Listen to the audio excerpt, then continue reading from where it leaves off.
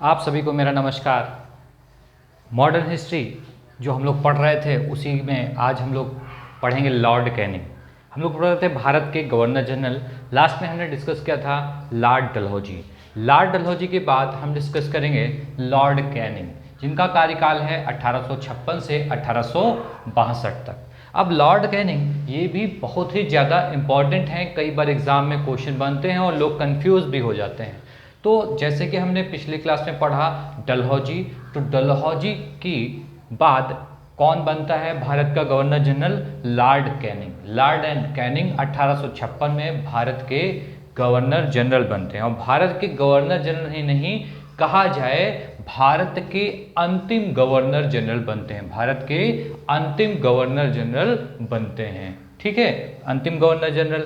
अब हम Lord Canning की बात करें तो लॉर्ड कैनिंग से जो सबसे ज़्यादा महत्वपूर्ण क्वेश्चन बनता है कि इनके समय में जब इनका कार्यकाल आया, जब ये भारत के गवर्नर जनरल बने, तो उस समय 1857 का विद्रोह होता है। इसका मतलब क्या हुआ कि क्वेश्चन एग्जाम में बहुत बार पूछा गया कि 1857 का विद्रोह या 1857 की क्रांति किसके समय में हुई? तो किसके समय में हुई? Lord Canning. सबसे ज्यादा एग्जाम में को पूछा गया क्वेश्चन यही है कि 1857 का विद्रोह किसके समय में हुआ?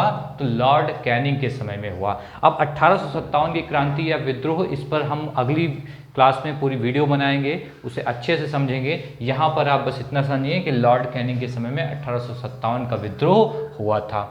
लॉर्ड कैनिंग के समय में ही 1857 में कलकत्ता, बम्बई, मद्रास में विश्वविद्यालय की स्थापना की गई। 1857 में कलकत्ता, बम्बई और मद्रास में विश्वविद्यालय की स्थापना की गई, लंदन विश्वविद्यालय की तर्ज पर। किसकी तर्ज पर? लंदन विश्वविद्यालय की तर्ज पर। और इनमें एक महत्वपूर्ण क्वेश्चन बन जाता है जो कि देखिएगा कि 1856 में विधवा पुनर्विवाह अधिनियम पारित हुआ। कब हुआ? 1856 में विधवा पुनर्विवाह अधिनियम पारित हुआ। इस अधिनियम की अगर हम बात करें, हमारे हिंदू समाज में फैली कुरीति थी कि अगर किसी महिला का पति अल्पवयस्क अवस्था में एक्सपायर हो जाता है, मृत्यु हो जाती है, तो वह विवाह नहीं कर सकती थी। इस अधिनियम के द्वारा उसे परमिशन दी गई कि कोई भी अगर विधवा है तो क्या है, विवाह कर सकती है। तो इस विधवा पुनर्विवाह अधिनियम जो कि 1856 में लॉर्ड कैनिंग के समय में ही पारित हुआ, यहाँ से एक इंपॉर्टेंट क्वेश्चन और बन जाता है कि इसमें सबसे बड़ा योगदान किसका रहा?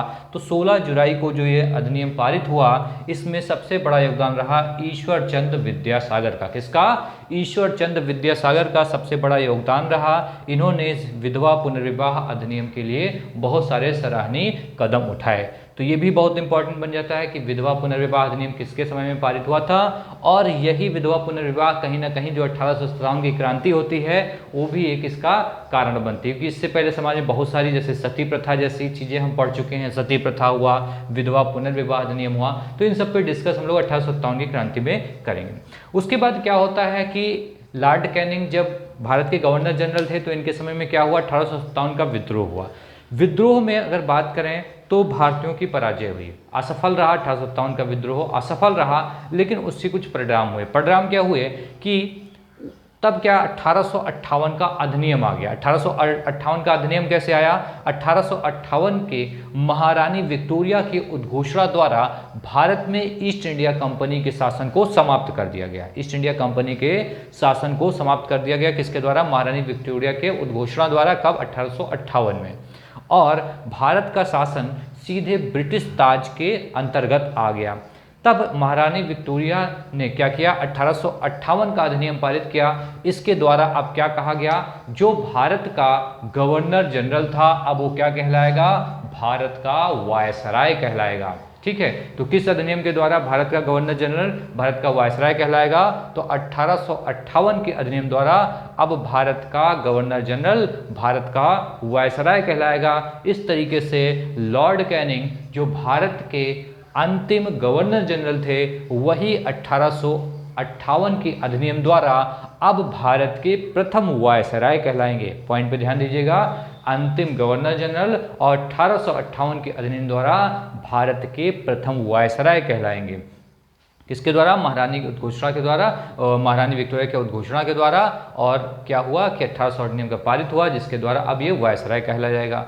उसके अलावा बात करें, एक चीज़ यहाँ से इंपॉर्टेंट और बन जाती है, भारतीय दंड संहिता IPC 1860 लॉर्ड कैनिंग के समय में ही भारतीय दंड संहिता इंडियन पेनल कोड 1860 पारित हुआ था। इसके द्वारा भारत के अंदर सभी के लिए, मतलब सभी के लिए, सिर्फ सेना को छोड़ दिया जाए तो सभी के लिए क्या, एक दंड संहिता पारित की गई, जिसके द्वारा उनके दंडों का निर्धारण किया जाएगा। तो किसके समय में पारित हुई थी? लॉर्ड कैनिंग के समय में, भारतीय दंड संहिता IPC 1860। आप जो UPP की प्रिपरेशन कर रहे हैं, UPSI की, तो उसमें आपका Indian penal code IPC specially रूप से पूछा जाएगा, तो वहाँ पर इसमें आपको पढ़ना भी पड़ेगा। अगर मेरे को टाइम मिला तो इससे रिलेटेड मैं वीडियो बनाऊंगा, उसमें यहाँ मैं आपको थोड़ा डिटेल में पढ़ाऊंगा। तो IPC इंडियन पेनल कोड 1860 भी किसके समय पे पारित हुआ? लॉर्ड कैनिंग के समय में।